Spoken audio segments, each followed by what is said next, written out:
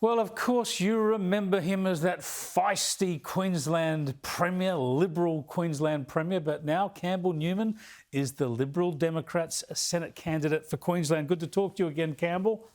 G'day, Chris. Have you been getting plenty of barbs from your former Liberal colleagues? Oh, you get a few, but of course you'd expect that because sometimes when you do something to take a stand, it's going to be unpopular. But you know, that's the position I've taken. I've taken a stand to actually try and get a better Liberal Party by getting the Lib Dems into the Senate in a position where we can actually hold all the politicians' feet to the fire. I think that's going to be good for the Liberal Party, frankly. Well, you would have got on pretty well with Tony Abbott in the past. He certainly says that he used to have great respect for you, but in a podcast, he said now that he's very disappointed in you. Have a listen. I very much wish that he'd gone into the LNP State Council and said all of those things to the Libs in the hope of generating a different response from within the party rather than simply going away in this ugly public breach. An ugly public breach. He's right, though, isn't he? It would have been better to fight within the party, or at least start the fight, rather than just skulk off and resign. Well, Chris, the bottom line is just a few facts. 6.5 years since the Newman government lost office, and we were a government that did the right things, balanced the budgets, reduced the size of the public service, but improved service delivery. You know, got our hospitals working, got ambulance ramping, eliminated, ran the bikies out of Queensland, saw crime drop 15 to 20%. So we had achievements on the board. Oh, all right, but we're talking about the here and now. He's saying stay and fight. And the other point that Tony Abbott goes on to make is that when there are breakaways on the right of politics going further to the right, that history shows that that doesn't tend to benefit people of the centre-right. It tends to benefit your enemies in Labor and the Greens. That's historically correct, isn't it? Well, let me just address your first question. So the point is, for 6.5 years, the LNP in Queensland have run away from their record to the point where the current leader, only a few weeks ago, when asked about the size of the public service by the media, said it's right, it's fine. And any independent commentator would say to you that it's bloated and inefficient.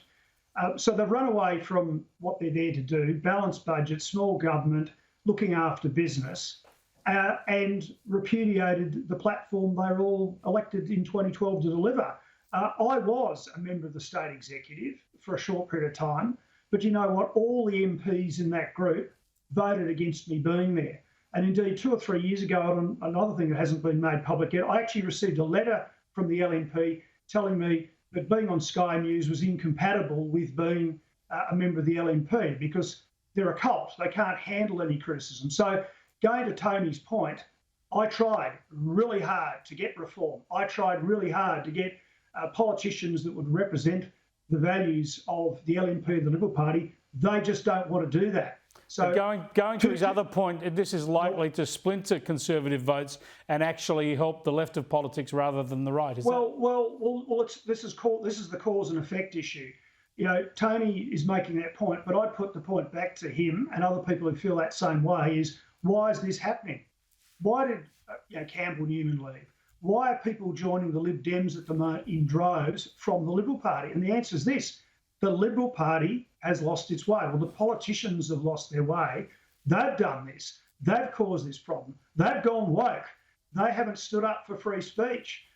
They've suddenly said that climate change is something they've got to ramp up and basically sell the coal communities of Australia out down the river. I mean, you know that's happening. So I say respectfully to Tony Abbott, you know, Tony, you know that this is happening, and frankly, you should be with me in the Lib Dems. And you know, we have fought big battles together, and we actually are good mates. We do get on well together. And I know if you get him on this show, Chris, he's going to really put the acid on him. He's not happy. He's not happy with the Liberal Party as well. He would be very, very judicious about what he said on this show. And I won't speak for him, but I think he might agree with some of what you said, but he would be trying to change that from within the party rather than leave it, which is what he said about you. There's no change. But Chris, we've gone further and further from the left. To the left. I mean, one thing about Malcolm Turnbull is he actually believed in stuff You know, I might not have agreed with him, but he believed in stuff. He had an agenda. This current government has no set of core principles. I'll leave it there. We'll move on. We'll come back to some of these issues later on. Thanks for joining us, Campbell. Appreciate it. Thanks for having me, Chris.